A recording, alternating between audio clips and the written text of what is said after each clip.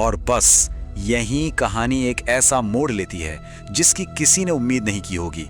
आप सोचिए, ऐसी हालत में कोई अपने दोस्त से क्या उम्मीद करेगा? शायद कुछ हमदर्दी भरे शब्द, है ना, कि कोई आकर दिलासा दे।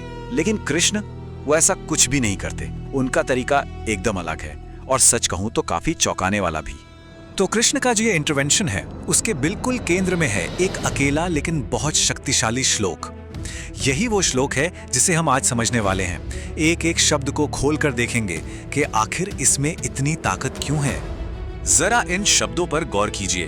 नपुंसकता को प्राप्त मत हो, हृदय की तुच्छ दुर्बलता, ये कोई प्यार से पुचकारने वाले शब्द नहीं हैं। ये तो तीखे हैं, सीधे हैं, एकदम चुनौती देने वाले।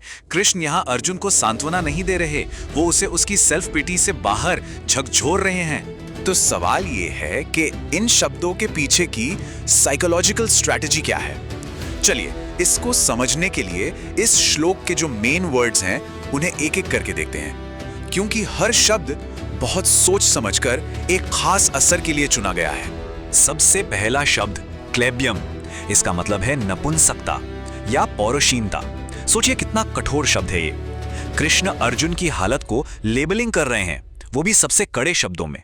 वो उसे ये मौका ही नहीं दे रहे कि वो इसे दुख या कंफ्यूजन कहें, नहीं, वो इसे सीधे सीधे कमजोरी कह रहे हैं। इसके बाद आता है एक और दमदार शब्द, क्षुद्रम। इसका मतलब है तुच्छ, छोटा सा।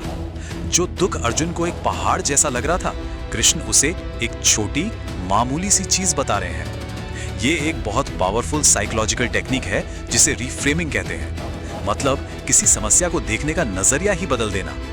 उसे छोटा बताकर कृष्ण उसे मैनेजेबल बना रहे हैं, ऐसा बना रहे हैं जिसे पार किया जा सकता है। और फिर इस श्लोक का सबसे सेंट्रल कमांड आता है, उत्तिष्ठ, उठो। ये कोई सजेशन नहीं है कि शायद तुम्हें उठ जाना चाहिए, नहीं, ये एक सीधा आदेश है। अर्जुन निराशा में डूब रहे थे और कृष्ण उसे उठने का कमांड दे रहे हैं। ये एक्शन के लिए एक कॉल है, इनएक्शन के लिए नहीं। और ये देखिए, ये बहुत क्लेवर है।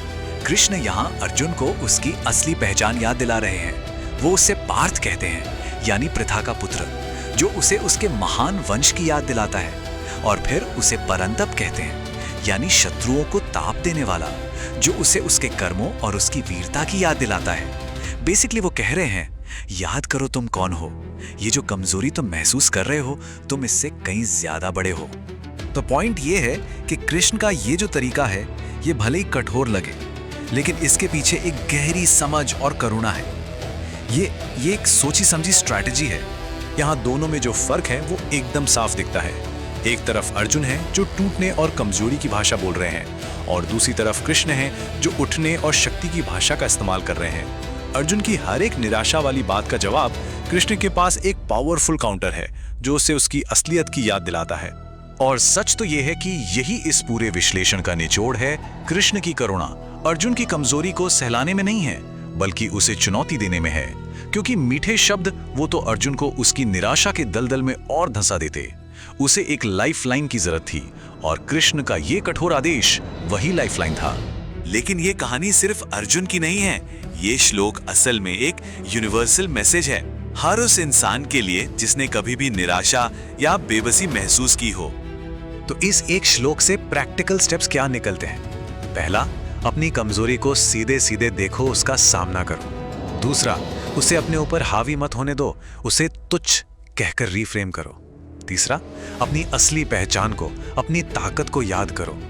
चौथा, ये समझो कि इस कमजोरी को छोड़ना एक चॉइस है।